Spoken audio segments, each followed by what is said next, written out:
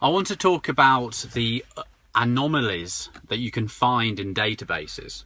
And it'll be our mistake if we haven't mentioned any of this to you when you're buying data from us or anyone else. It's down to the way we've serviced your account to make sure that you understand everything about data before you purchase it. Now, as you probably know, data is just not 100%. It can't be. We could call a contact tomorrow who could turn around and say, yeah, that Jill Spencer is the fleet manager or the head of the business. A week later, they could become made redundant and they're not on the file anymore. There's nothing we can do about that.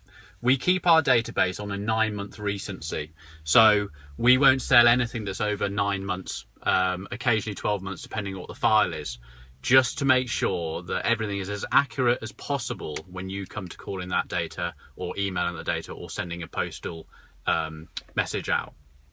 Now, a lot of the time we get people calling in about the TPS, or they say that the fleet data, the fleet size is too small. Now this happens, but it's only on a very, very small percentage of the data.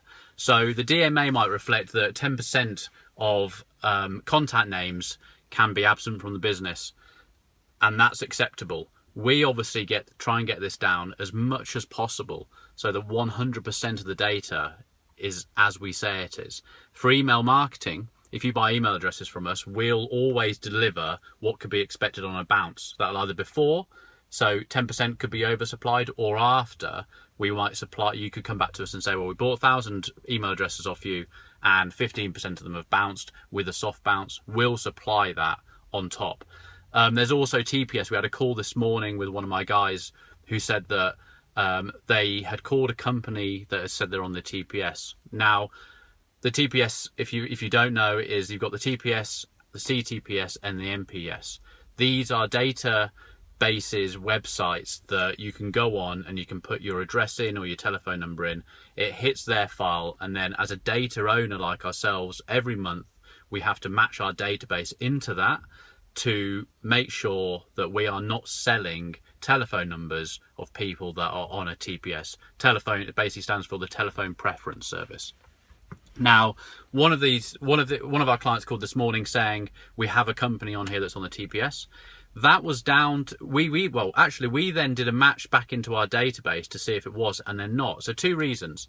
A, they don't want to get phone calls, so they're going to tell you something like that so that you get off the phone, because as soon as someone says we're on the TPS, it's like, well, okay, I'm really sorry, off you go. You don't call that company again.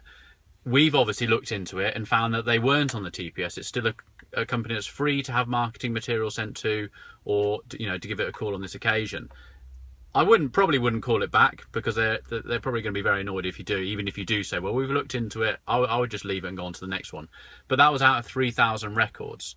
There is also other people who say, they might buy some fleet data from us, and they say, oh, we've bought companies that have 20 plus vehicles, but some of the vehicles on this database only have 15 cars or 16 cars and vans. It happens. We give you a full refund on those particular records, or we'll oversupply next time you order, or give you a credit. It's one of those things just happen. It's just it's just understanding that data is never 100%.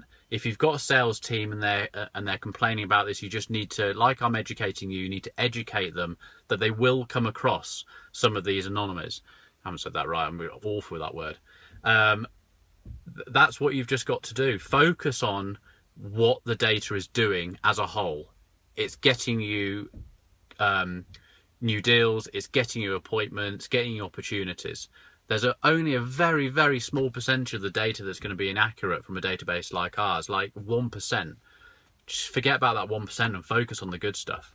Just get those sales in, get those opportunities created, and just go for it. Forget about the tiny negatives that might come out of a database. Unfortunately, they're always going to be there. And our data as a whole, compared to other people in the marketplace, is superior. I hope you don't, and I'm sure a lot of you listening to this have done. You come across someone with bad data, and there's a lot of them out there, and good luck trying to get the money back from it. All right, that's it for today. Cheers. Bye.